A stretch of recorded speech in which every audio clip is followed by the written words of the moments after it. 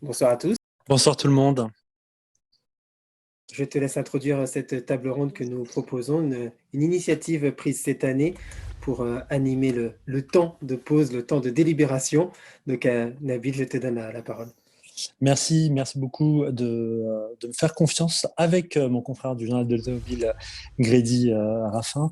Là, je voulais vous donner quelques éléments de contexte avant d'aborder cette table ronde dans laquelle nous allons discuter un petit peu de l'innovation en France après cette crise sanitaire.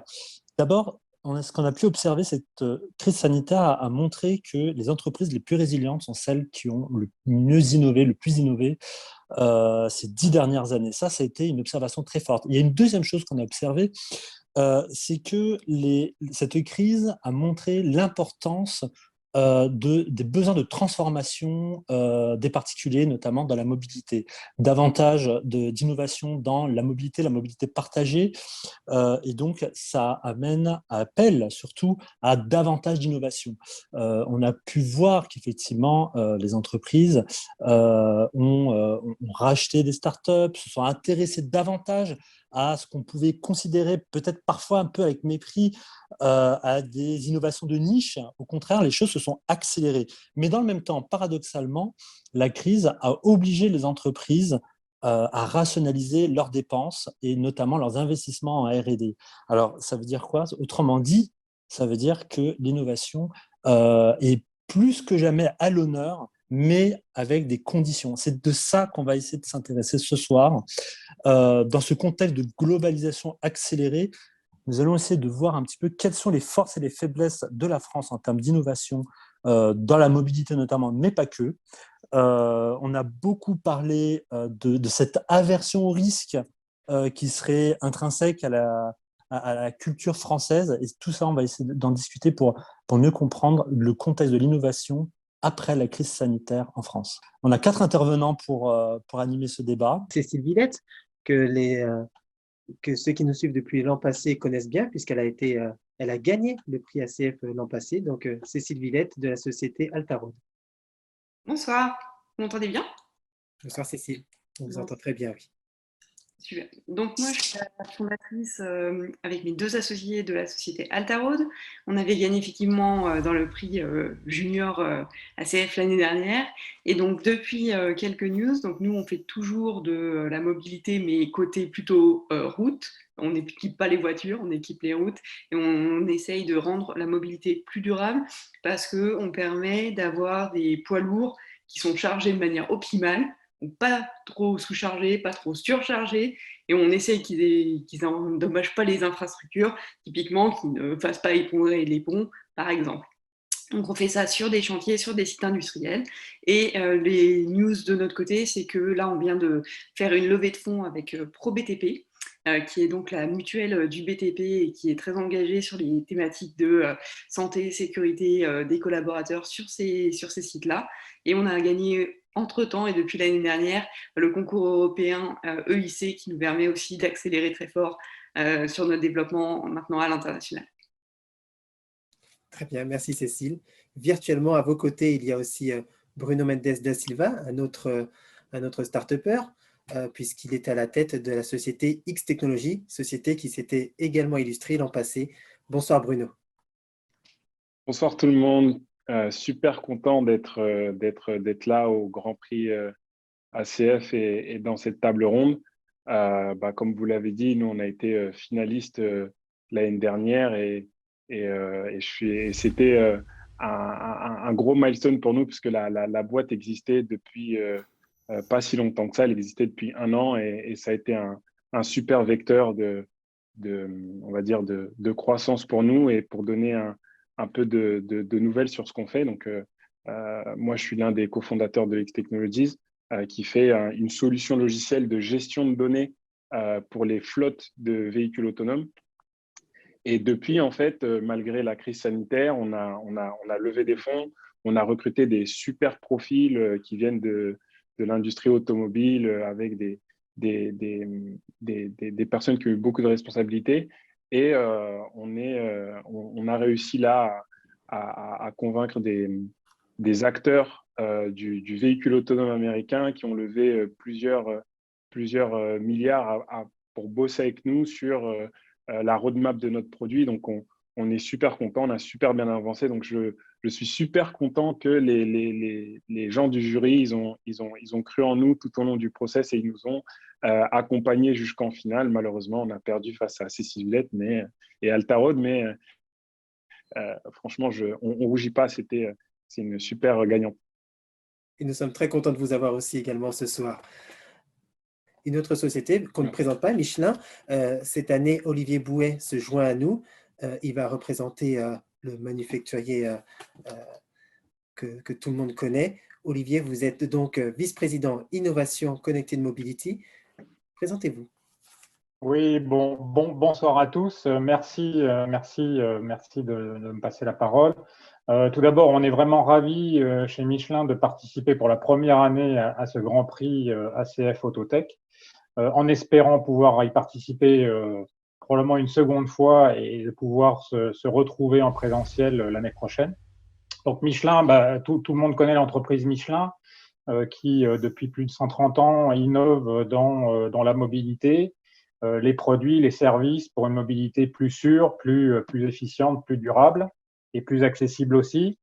Et donc moi, je suis effectivement directeur de l'innovation d'un département qui est plus particulièrement en charge du développement des services autour de la mobilité connectée, parce que nous considérons que finalement la mobilité durable ne le sera par la connectivité, et on y reviendra probablement après, et le développement aussi de nouveaux services au-delà du pneumatique, qui permettent de répondre à les attentes de la société et tout en valorisant le savoir-faire de Michelin dans la connaissance qu'il a du client, la connaissance qu'il a de l'usage des véhicules, des pneumatiques ou des conditions de la route. Voilà. Donc encore une fois, ravi d'être avec vous ce soir et de participer à cette table ronde. Merci Olivier. Et le quatrième et dernier participant, Fabio Lancellotti, qui représente le cabinet Aster, qui est un partenaire qui est là pour accompagner les startups dans leur développement. Fabio, bonsoir. Je vous laisse vous présenter. Bonsoir à tous. Et effectivement, nous, on est avec le Grand Prix de l'ACF depuis le début, ça fait 4 ans donc. Effectivement, c'est la moitié en présentiel et la moitié en digital complet. Aster, c'est un fonds de capital risque. Donc, on est basé en France, mais on a des opérations et des activités dans d'autres pays en Europe. On a notre bureau à Londres et on est aussi présent aux États-Unis, à San Francisco et à Tel Aviv pour Israël. On investit plutôt, je dirais, dans les entreprises type Serie A, donc early stage, en Europe. Plus de 2/3 de nos investissements sont européens. Et sur typiquement les verticaux de la mobilité et l'industrie 4.0, le software pour l'industrie, en tout cas la transformation des secteurs plutôt traditionnels et l'énergie. Donc on est un acteur vertical, on n'est pas un fonds généraliste. Et voilà, je pense qu'on pourra passer à la discussion. Très bien. Grédy, on peut peut-être donner la parole à Cécile, peut-être, puisqu'elle a remporté le prix il y a tout juste un an. Peut-être qu'elle peut nous faire un petit retour sur cette première année sous crise, justement. Comment est-ce qu'elle a pu peut-être avancer dans sa recherche et puis comment est-ce qu'elle s'est développée et éventuellement trouver des financements et puis poursuivre son innovation. Ok, merci pour la parole du coup. Donc nous, sur cette année, plusieurs choses. On a vu, bien sûr, au début, on s'est complètement arrêté. Premier confinement, tous les chantiers étaient à l'arrêt, donc arrêt complet pour nous aussi. Ça a été vraiment le moment de se poser les questions sur la stratégie, qu'est-ce qu'on devait faire, quelles étaient nos priorités. Et on a utilisé ce temps-là pour ça. Et ça nous a bien inspiré puisque du coup, on a candidaté au projet européen qu'on a fini par gagner, alors que les stats ne sont pas forcément hyper favorables. Donc, il y a eu ça. Deuxième chose, c'est sur les clients. Ça nous a permis de voir que malgré la crise, nos clients avaient toujours besoin de notre service. Et ça, c'est toujours une bonne nouvelle. Et d'un point de vue contexte et économie, on a vu passer un certain nombre de réglementations en faveur de la traçabilité des déchets, des déblais, il y a une poussée européenne pour mettre en place tout ce qui est Green Deal. Et nous, comme on est vraiment sur cette thématique de entreprise vertueuse pour l'environnement, c'était quand même, de notre point de vue, quelque chose qui nous a permis d'accélérer. Le contexte a été plutôt favorable pour vous, donc. Oui, tout à fait. Malgré Et ça a- le contexte, c'est BTP, c'est l'environnement, comment est-ce qu'on rend le BTP plus vertueux. Et en ce moment, il y a une grosse dynamique autour de cette thématique. Bruno, vous êtes, je me tourne vers vous, vous êtes plutôt basé sur le véhicule autonome, vous en avez fait votre spécialité, et au plus fort de la crise, on a vu des constructeurs freiner un petit peu leur investissement, se dire que le véhicule autonome de niveau 4, 5 n'était pas pour demain. Comment quels sont les relais que vous avez trouvés, quelles sont les voies que vous avez empruntées pour quand même contourner et poursuivre votre marche en avant?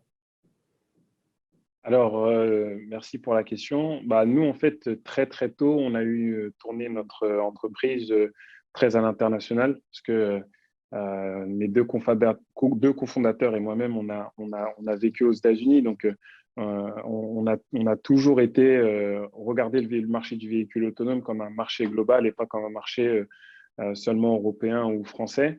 Et c'est vrai que en fonction en fait des régions, vous avez eu soit des ralentissements et soit des accélérations. Aux États-Unis, il y a eu plusieurs acquisitions. Il y a Zoox qui a été racheté par Amazon. Il y a Aurora qui a racheté la division voiture autonome de Uber. Donc, il y a ceux qui ont ralenti, comme pas mal d'acteurs européens, et il y a ceux qui ont accéléré. Là, on voit qu'en Israël, par exemple, il y a eu énormément de ce qu'on appelle des SPAC, donc c'est des Special Merger, donc des manières d'entrer en bourse. Donc nous, et nous, justement, par rapport à tous ces acteurs-là, on a continué justement à avancer parce qu'il y a eu une vraie accélération. Et au lieu, la seule direction qui a changé par rapport aux acteurs internationaux, c'est peut-être d'abandonner un peu le véhicule autonome pour monsieur tout le monde et plus se spécialiser sur des applications B2B comme la livraison par camion ou par de colis ou de choses comme ça. Donc pour résumer, ouais, il y a eu vraiment un frein en Europe, on va dire, parce on est plutôt prudent en Europe quand il y a des crises. Mais aux États-Unis, ça a toujours, ou en Asie, ils ont toujours été très friands des crises parce que après la crise de 2000, c'est là que vous avez eu l'explosion de Google, par exemple, vous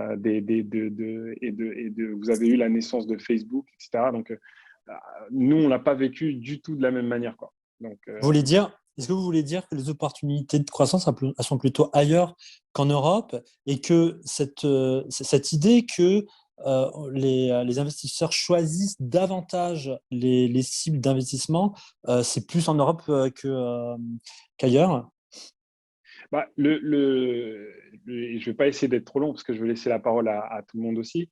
Mais nous, c'est hyper fascinant de regarder ce gros marché de l'innovation, comment il évolue en fonction des différentes régions du monde. Et c'est clair qu'aux États-Unis, les opportunités, elles sont toujours dans les crises, alors qu'en Europe, on a un peu plus de mal avec ça. Donc, nous, on a levé de l'argent qu'avec des investisseurs étrangers. Même s'il y avait des Français, c'était des Français qui ont, par exemple, on a un investisseur français. C'est le seul Français qui a revendu sa boîte dans le domaine du véhicule autonome pour plus de 70 millions de dollars. Donc, mais c'est un Français qui habite aux États-Unis. Dans le monde on va Ouais. dire du business, les gens, ils saisissent souvent la crise comme des moyens d'accélérer et pas plutôt de se refermer sur eux-mêmes. Donc voilà. Et on y reviendra. Olivier, chez Michelin, vous êtes salué justement pour cette capacité à innover. Pourtant, on l'a vu cette année en Europe, au nombre de dépôts de brevets, la France est maintenant derrière la Chine, au 4e rang. Quelle lecture vous faites de cette situation? Est-ce que c'est une année exceptionnelle ou est-ce que la France a aussi un peu ralenti sa capacité à innover? C'est une bonne question. Alors, c'est vrai que les dépôts de brevets sont un indicateur finalement du dynamisme de l'innovation sur un territoire.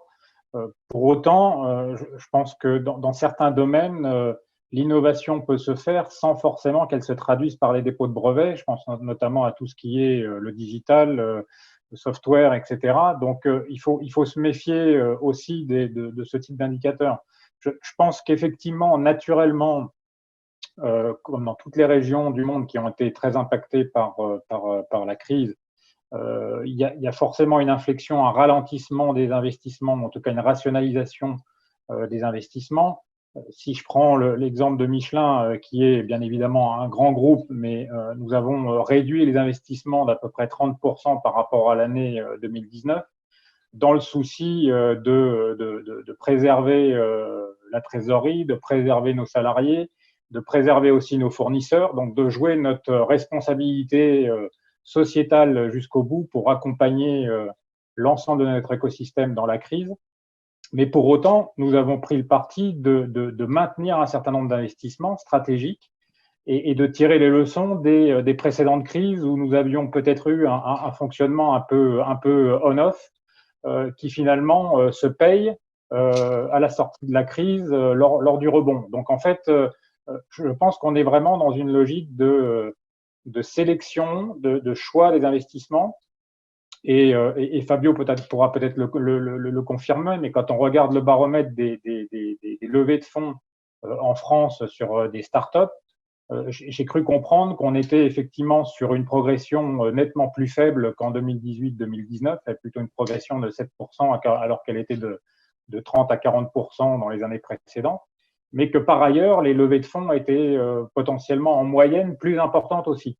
Donc, ce qui tendrait aussi à dire que l'investissement, l'innovation est toujours là pour saisir les opportunités, faire des paris sur l'avenir, évidemment quand la capacité pour le faire est présente, mais je pense que ça n'a pas arrêté l'innovation, y compris en France et y compris en Europe.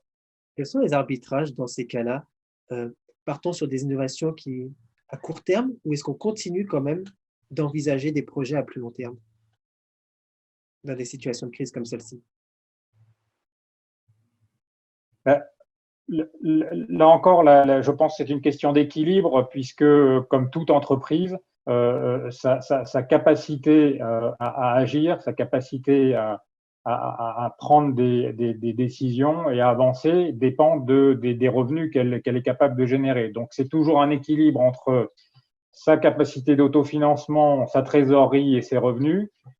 Et elle doit gérer, bien évidemment, cet équilibre-là qui est encore plus fragile lorsqu'on part d'une petite entreprise et qui plus est d'une start-up, qu'il est peut-être un peu moins pour un grand groupe, pour Michelin, mais la mécanique est exactement la même.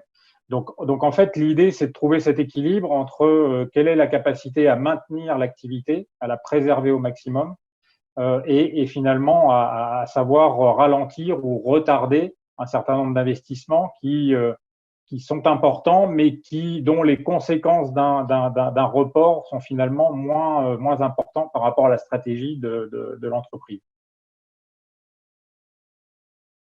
On peut résumer votre pensée en disant on investit moins mais mieux. En tout cas, on choisit moins d'acteurs mais mieux avec des plus grosses levées de fonds et des investissements beaucoup plus ciblés. Est-ce que c'est comme ça qu'on peut résumer votre pensée? Dans ce monde d'après-crise, j'entends. Je pense qu'effectivement, la crise amène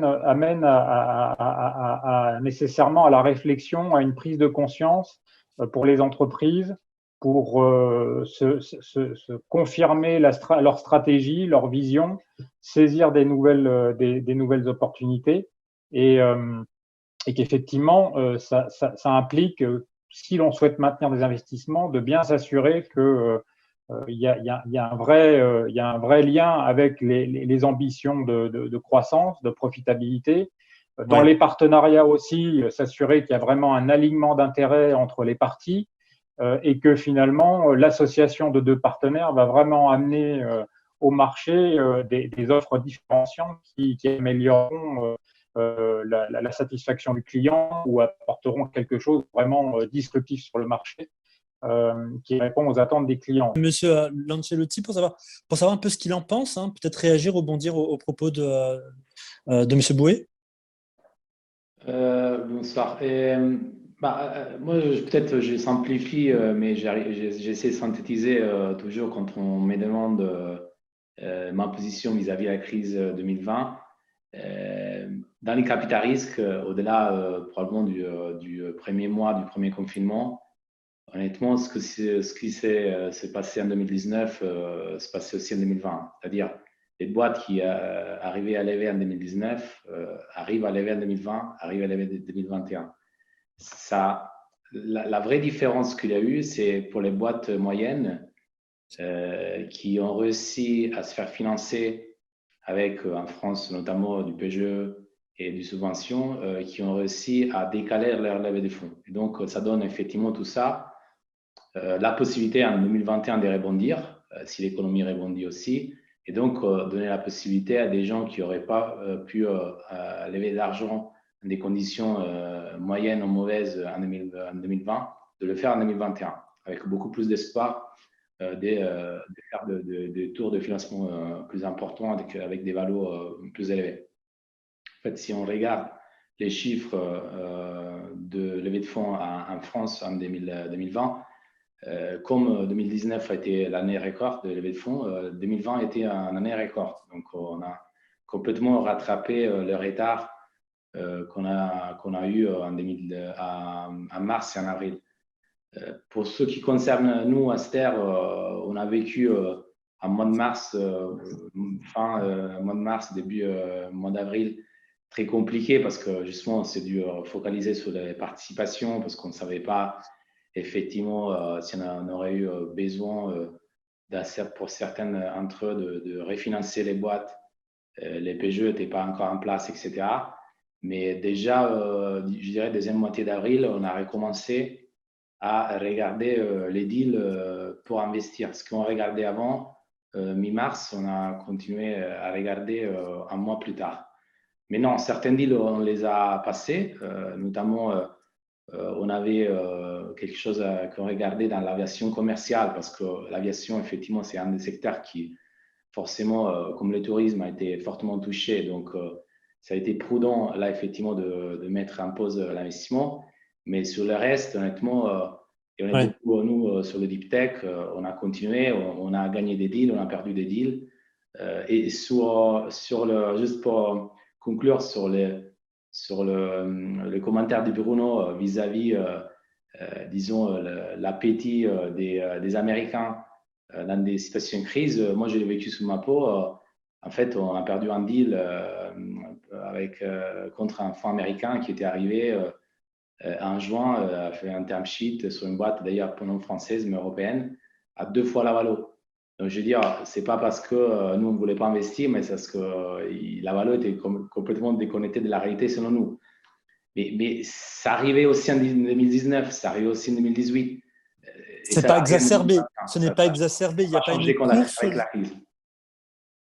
Il n'y a pas une exacerbation des valos pour retrouver la pépite la plus forte. Et dans ces cas-là, ça voudrait dire quoi? Ça voudrait dire que la France ne fait pas le poids par rapport à la puissance financière américaine, justement pour capter ces pépites technologiques? Je pense que nous, en France, on a le rôle de faire des paris sur les boîtes dans des phases initiales de développement, dans ce qu'on appelle early stage. C'est très compliqué pour un Américain venir en France, investir dans une boîte en série A ou même en pré-série A. Je pense que là, où je rejoins Bruno, c'est qu'il faut quand même avoir plus de fonds qui font du deep tech, plus d'argent disponible auprès de la communauté des investisseurs, des LP, des fonds de fonds, des institutionnels publics pour investir dans l'early stage du deep tech.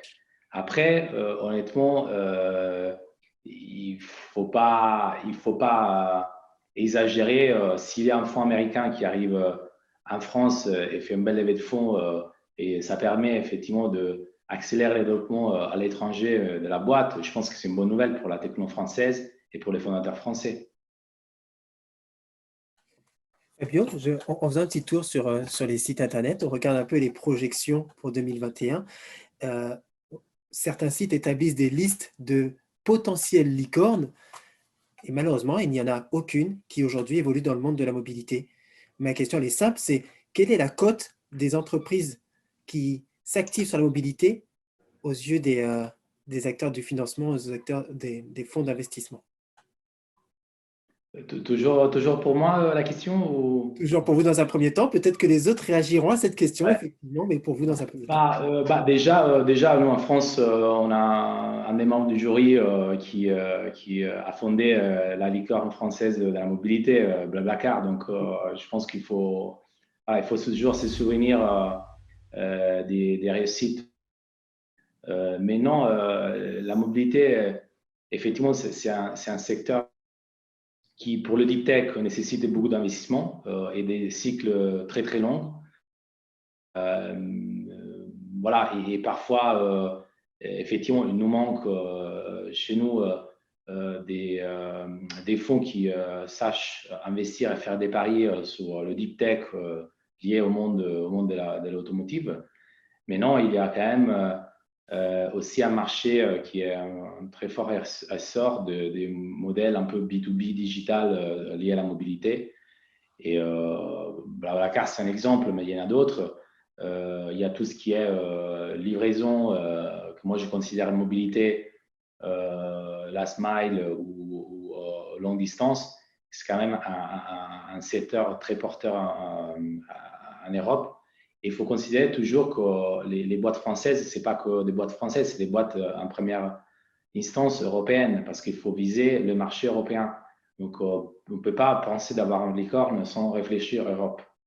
Donc voilà, pour moi en tout cas, je vois plein d'entrepreneurs, de jeunes qui démarrent des boîtes avec l'espoir de devenir une licorne, ou pas qu'une licorne, même une boîte qui a une belle réussite, vendue à plusieurs centaines de millions d'euros. Ce serait une super réussite. Il ne faut pas que viser licorne. Cécile, peut-être, vous avez envie de réagir. Là, je crois qu'on est au cœur du débat. Oui, je suis assez d'accord qu'il y a différents enjeux et qu'on n'a pas forcément tous envie de devenir de l'absolue licorne simplement parce qu'on a monté une entreprise. Par contre, du coup, le côté les deep tech en Europe, c'est pas forcément hyper facile à financer. Ça, je peux dire que je soutiens complètement et il faudrait peut-être un peu plus. Et que nous, en l'occurrence, on a eu la chance de trouver un investisseur qui était à la fois financier et qui comprenait un secteur qui n'est pas forcément facile, qui est le BTP. Et d'autre part, on a eu le soutien de l'Europe, qui est difficile à avoir puisque le concours est extrêmement dur, mais au moins, ils n'ont pas exactement les mêmes critères. Et ce qui paraissait peut-être un peu rébarbatif pour des VC, paraissait plein de potentiel au niveau de l'Europe. C'est un sujet qui doit se traiter au niveau européen, selon vous? Pas seulement, je pense que par pays aussi. Enfin, en France, on commence à avoir un très bon écosystème de soutien des startups avec un certain nombre de prix, avec la BPI qui est structurée pour être super réactive, avec un certain nombre d'écosystèmes SAT ou organismes pour valoriser la recherche qui sont mis en place maintenant. Donc, il y a des choses à faire au niveau voilà, de chaque pays et puis des choses à faire au niveau de l'Europe.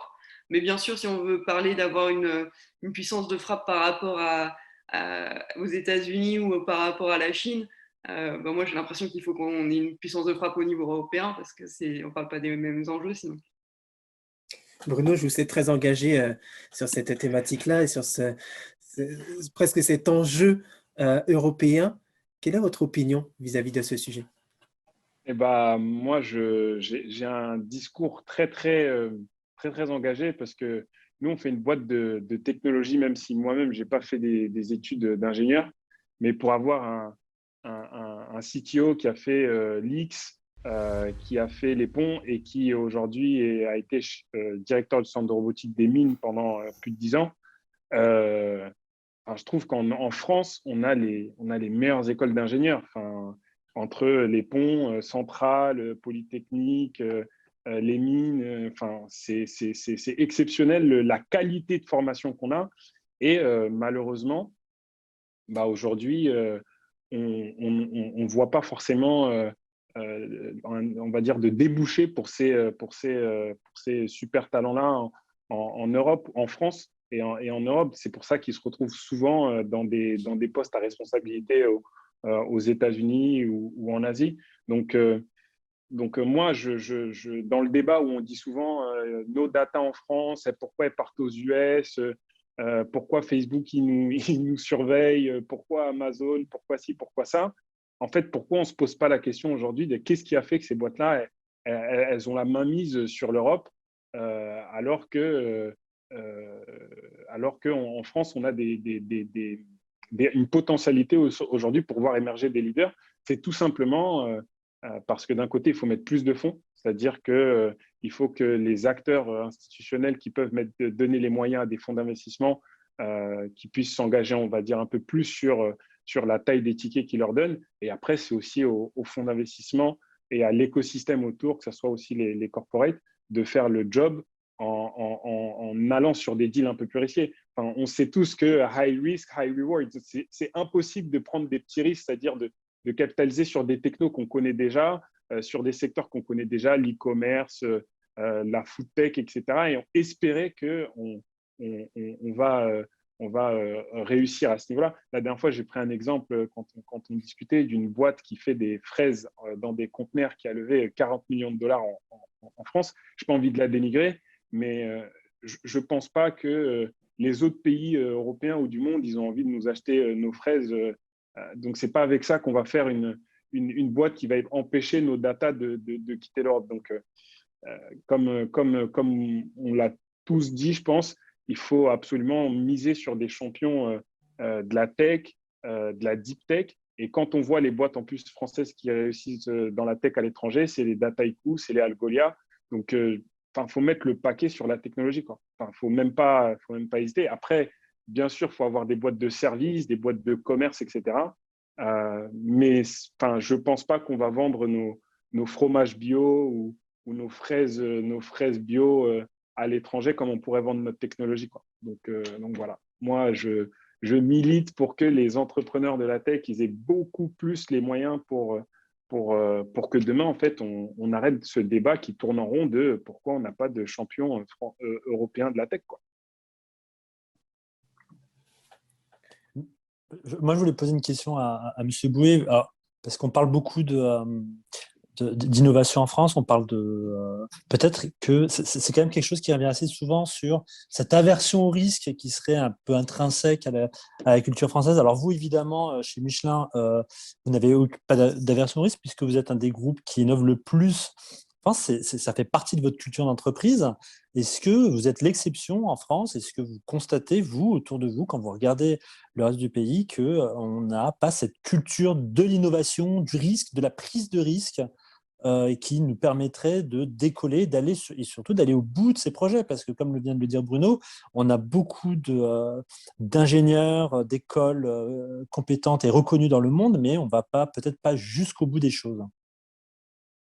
Oui, c'est sûr, et je reviens sur ce que disait Bruno. Je suis convaincu que la France et l'Europe a d'incroyables talents, sans jeu de mots. Je pense qu'on a vraiment toutes les chances pour réussir.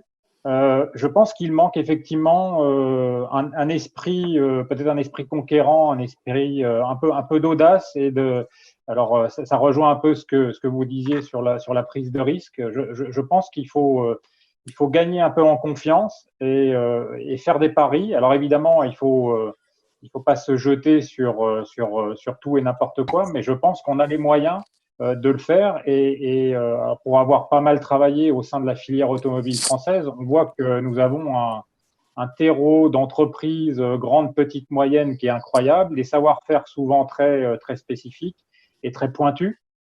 Et il nous manque peut-être ce côté audace, conquérant, d'agir un peu en leader et peut-être aussi de mieux se fédérer. Je pense que c'est peut-être quelque chose qui nous manque un peu. Souvent, on est arrêté dans nos activités parce que rapidement, on est sur un secteur compétitif et finalement, tout le monde se retire. Mais accepter la co-compétition et avancer ensemble, je pense que d'autres nations le font un peu mieux que nous. Mais il tient qu'à nous d'y aller, je pense. Voilà. La Startup Nation, c'est pas pour tout de suite? Sans être provocateur. Si on fait, je faisais l'analogie entre ce qui se passe en France sur les vaccinations et le reportage, un reportage que vous avez dû voir sur ce qui s'est passé par exemple en Israël, où finalement on voit qu'il y a plus d'audace, il y a eu des achats de vaccins qui ont été faits avant la validation des vaccins, une mobilisation générale collective. Une expérience de vaccination travaillée de manière à faciliter au maximum la massification de la vaccination, effectivement, ça donne des idées, mais franchement, on est capable de le faire et je pense qu'il manque souvent pas grand-chose pour déclencher ce même état d'esprit chez nous ou en Europe. Monsieur Lancelotti, on manque d'audace en France? Non, je crois pas. Je pense que c'est vraiment un problème un peu différence inhérent entre la prise des risques européenne et si on fait la comparaison avec les US. C'est vraiment notre culture donc c'est vraiment lié à un aspect culturel. Donc c'est européen, c'est pas français, c'est européen. Oui, je pense que c'est pas forcément la France. Après, moi, je considère que la problématique est analysée des deux côtés. C'est pas que, disons, la manque de disponibilité financière des fonds ou la manque d'audace, en tout cas, d'envie de faire un pari des fonds. Mais aussi, il faut prendre en considération par les fondateurs de la deep tech française, européenne, qu'il faut vraiment être capable de ne pas parler que de techno, pas parler que de produits, pas parler que de l'avantage par rapport au status quo, mais il faut vraiment être capable de montrer une vision, une capacité de raconter une histoire, de raconter un potentiel impact et une vision à long terme. Chose qu'ils font très très bien les Américains, c'est un peu leur nature des choses. Parfois derrière, il y a un techno même pas forcément supérieur à la techno européenne, et n'empêche qu'ils arrivent au bout, ils arrivent à créer une histoire vraiment de réussite. Donc, il faut vraiment intégrer tous ces sujets et c'est effectivement un élément aujourd'hui de décalage par rapport au marché américain et il faut l'adresser dans la totalité. Donc, c'est pas, je dirais, j'essaie de défendre aussi ma catégorie dans ça, mais c'est vraiment un aspect global à traiter.